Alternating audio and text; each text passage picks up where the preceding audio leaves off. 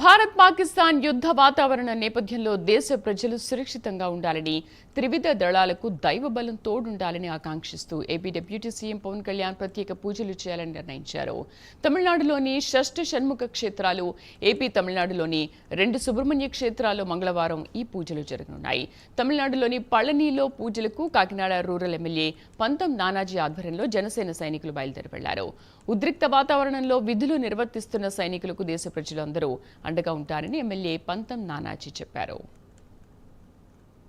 కుటిల యుద్ధం, పాకిస్తాన్ చేసినట్టు కుటిల యుద్ధం అమాయక ప్రజల్ని 28 మందిని పట్టున పెట్టుకున్న పక్షంలో భారతదేశం వచ్చిన సర్జికల్ స్ట్రైక్స్ అది యుద్ధం కింద చిత్రీకరించడం జరిగింది. చిత్రీకరించి గత 3 రోజులుగా మన మీద కంటిన్యూగా దాడి చేస్తూ ఉన్నారు. మనం ఎప్పటికప్పుడు తిప్పి కొడతా ఉన్నాం.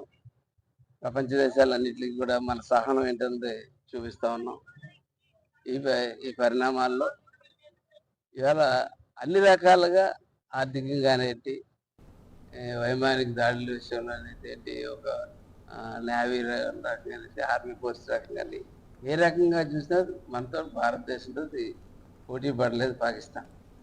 కానీ యుద్ధం అంటూ జరిగితే ఇరు వర్గాలు నష్టపోతారు. కాబట్టి వీలైనంత వరకు యుద్ధాన్ని నివారించాలని పవన్ కళ్యాణ్ గారు, ఎన్డీఏ కూటమి చేసేటువంటి అందరి యొక్క ఆలోచనలు ఆ క్రమాన్ని, ఎందుకంటే 4 దెబ్బలు అడ్డే తగ్గితే ఒక దెబ్బన్నా మనకి ఎక్కడ చోట తగ్గకుండా యుద్ధం అన్న తర్వాత, కాబట్టి అటువంటి నివారించాలి, శాంతి కావాలని చెప్పి శాంతి ఒప్పందాలు నేను చేసుకున్నప్పటికీ కూడా వాటిని మళ్ళా ఇచ్చేసి నేను రాత్రి మరొక్కసారి చూపించాను.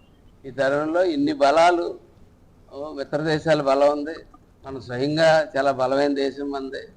మన army, reserve forces, navy, air force, మనకున్న నౌకలు, విమానాలు, ఏదైనా సరే అన్ని రకాలుగా పైచాయి. కానీ ఎన్నిటికి మించింది దైవ బలం కూడా ఒకటి ఉండాలన్న సంకల్పంతో పవన్ కళ్యాణ్ గారు ఈవేళ ఒక ఎన్డీఏ కూటమిలో భాగస్వామిగా ఈవేళ ఈ భారతదేశం మోడీ గారి నాయకత్వంలో ముందుకు వెళ్ళాలి, ఇందులో విజయం సాధించాలి. ఆల్మోస్ట్ మనం విజయం సాధించాం, రకంగా చెప్పాలంటే ఇది విజయయాత్రే. కానీ అలాగే సార్ అనుకున్నారు, నిన్న యుద్ధం అయిపోయినప్పుడు